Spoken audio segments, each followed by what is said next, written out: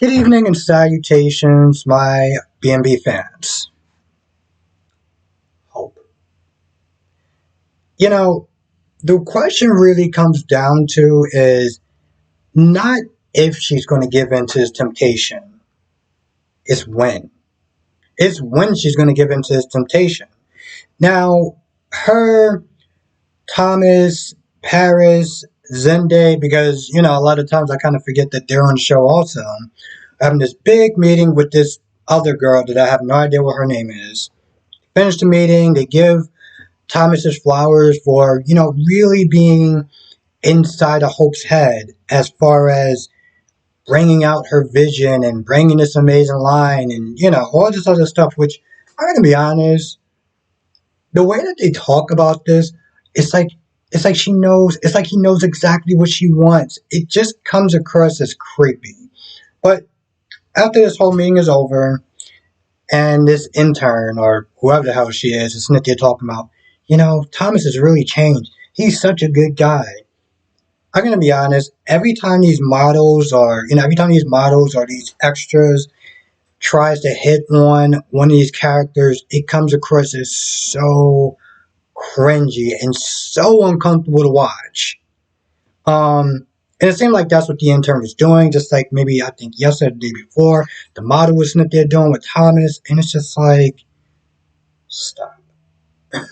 Just stop.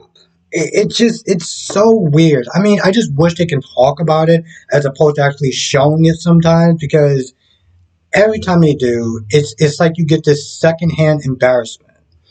But the meeting wraps up. Thomas gives her this overly complicated compliment.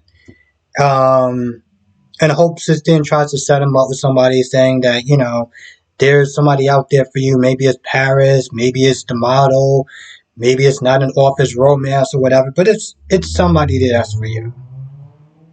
And of course, Thomas makes up excuses talking about, oh, I'm busy with work, and I just want to be a good father and work and stuff like that. And Hope is like, listen, you can go out on a date. It's not gonna sit there and throw off your whole alignment when it comes to his work. Like, relax. Um, and thinking about that, in all reality, if Thomas is actually being truly serious about wanting to get over Hope, maybe he should do that about dating someone else. Just date somebody else. Just go on a couple of dates with her, like, hey, just do something different. This whole, oh, I'm just busy and I don't want this and I don't want that. It's like, it's going to draw the wrong conclusion that you're just avoiding other people because you're still obsessed with Hope. Now, after Thomas leaves, or I don't even know if Thomas left or anything like that, but Hope, once again, yeah, I think Thomas left because Hope starts fantasizing about Thomas once again, and Smith is saying, "No, it's not going to happen. It's never going to happen. I can't let it happen." And it's just like, well, come on, we all know this is going to happen.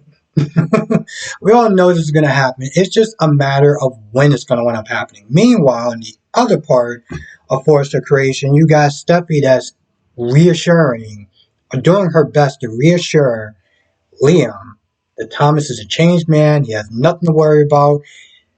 He brings up the high riser scene, and Steffi's like, "Listen, I get how it looks, but he's a changed person." Now, it's one of those things where it's like, yeah, if it gets crazy, Steffi will sit there and step in.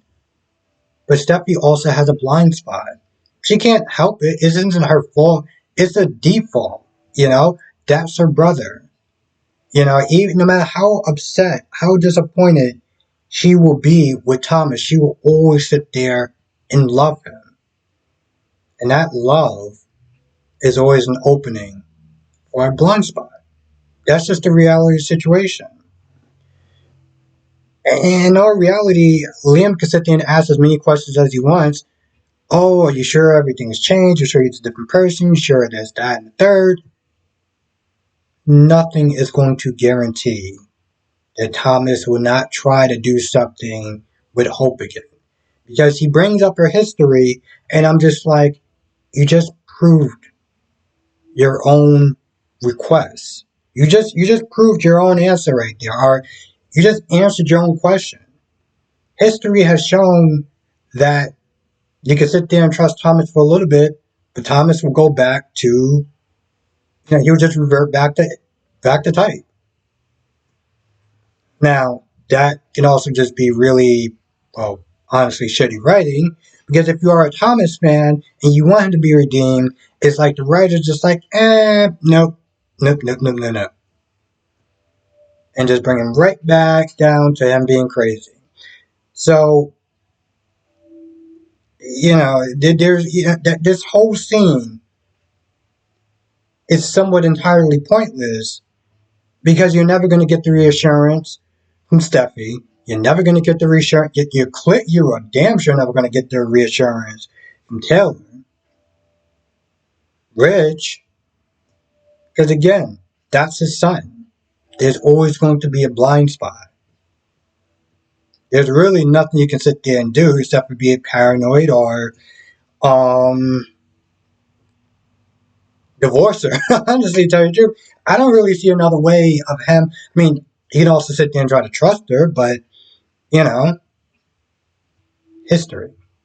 So there's really no fix towards that situation. I think at this point we're all waiting for those two to wind up hooking up. Hope probably regretting it on some sort of level. Them getting into a huge argument. Next thing you know, Hope and Thomas are a thing. And Ben is there. So I heard that he said at one point to Liam, we're not going to be sitting there doing this whole merry-go-round thing. I'm here now, so whatever fun y'all was sitting there having, that it stops right there. Time will sit there and tell. That's all I got. I mean, every time I do a review on this soap opera, it's so weird in a lot of ways because it's only a 4 or 5 minute review because the episode is only 18 minutes long. Actually, to tell you the truth, I'm pretty sure it's a lot shorter than that. I say 18 minutes long because sometimes when I watch it on Paramount, it's 18 minutes long. Probably wound up being a lot shorter if I didn't actually have commercials. I think I'm going to try that for like a month. For like 1 month, I'm going to sit there and try that because I want to really see just how short that this show is. I don't think it's 18 minutes long. I think it's less than that.